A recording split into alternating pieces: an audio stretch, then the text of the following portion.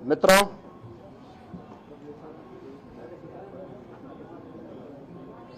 महाकुंभ का आयोजन जिसके लिए हमारा प्रयागराज जाना जाता है, उसी भव्यता और दिव्यता के साथ यहां पर आयोजित हो रहा है। आदरणीय प्रधानमंत्री जी ने जो विजन दिया है महाकुंभ के लिए, उसको स्थानीय स्तर पर लागू करने के लिए सभी लोग पूरी प्रतिबद्धता के साथ कार्य कर रहे हैं। और मैं आपको इस बात के लिए धन्यवाद दूंगा कि प्रयागराज की छवि को एक पॉजिटिव तरीके से महाकुंभ के बहाने आप लोगों ने प्रस्तुत करने का कार्य किया और उसको लगातार आगे बढ़ा रहे हैं। इस दौरान हमारे सामने पौष पूर्णिमा और मकर संक्रांति के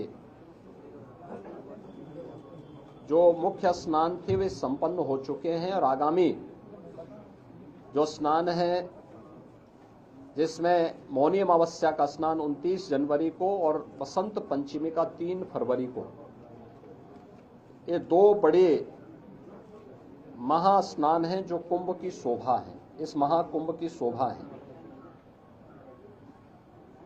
7,000 से अधिक संस्थाएं अब तक यहां पर आ चुकी हैं और मेरा मानना है, आज मैंने पूरे महाकुंभ एरिया का सर्वे किया है। प्रातः काल से हम लोग देख रहे हैं यहां पर जो लोग आज संगम तट पर स्नान करने वाले श्रद्धालुओं की संख्या और यहां पे रहने वाले कल्पवासियों और अन्य संस्थाओं से जुड़ी हुई पूरी संख्या को अगर हम देखेंगे तो यह बढ़कर के लगभग 1 करोड़ से अधिक लोग आज के समय में यहां पर मौजूद हैं, यानी इतनी बड़ी संख्या।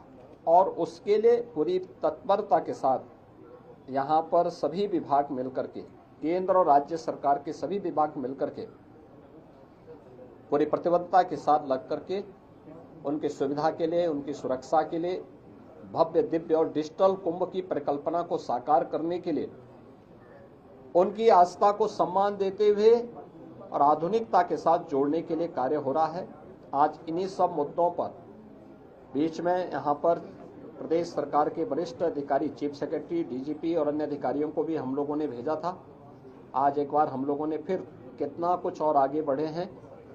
29 और 3 फरवरी के महास्नान के आयोजन को ध्यान में रख करके पूरी व्यवस्था का हम लोगों ने अवलोकन किया है और मुझे पूरा विश्वास है कि भगवान प्रयागराज और मां गंगा की कृपा से हम लोग यहाँ पर इन दोनों स्नानों को भी सकुशल संपन्न करने में सफल होंगे।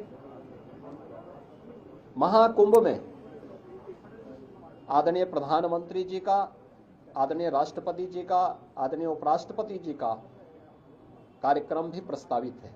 बहुत शीघ्र उन तिथियों को केंद्रीय गृह मंत्री जी आदरणीय अमित शाह जी का भी कार्यक्रम प्रस्तावित है। अन्य महानुभावों के भी कार्यक्रम यहाँ पर लगातार चल रहे हैं।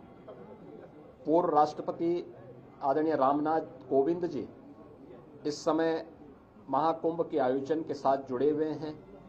तमाम राज्यों के माननीय राज्यपालगण, माननीय मुख्यमंत्रीगण लगातार यहाँ आ रहे हैं।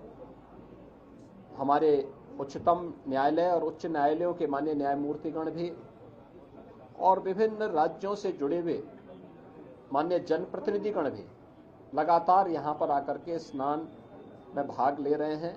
लाखों की संख्या में संतों, कल्पवासियों की उपस्थिति वर्तमान में प्रयागराज में है।